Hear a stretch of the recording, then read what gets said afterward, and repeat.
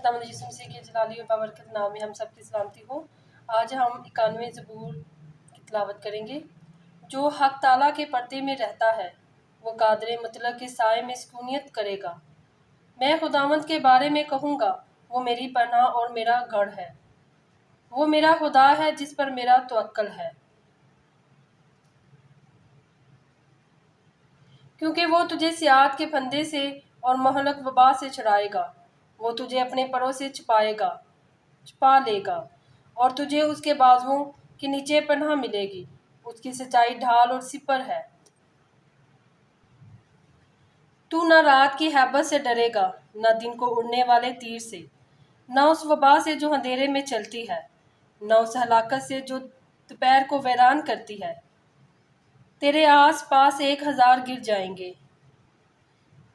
اور تیرے دہنے ہاتھ کی طرف 10,000، لیکن وہ تیرے نزدیک نہ آئے گی۔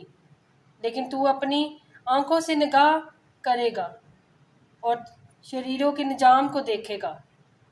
پر تو اے خداوند میری پناہ ہے۔ تو نے حق تعالیٰ کو اپنا مسکن بنا لیا ہے۔ تجھ پر کوئی آفت نہیں آئے گی اور کوئی وبا تیرے خیمے کے نزدیک نہ پہنچے گی، کیونکہ وہ تیری بائبت اپنے فرشتوں کو حکم دے گا کہ تیری سب راہوں میں تیری حفاظت کرے۔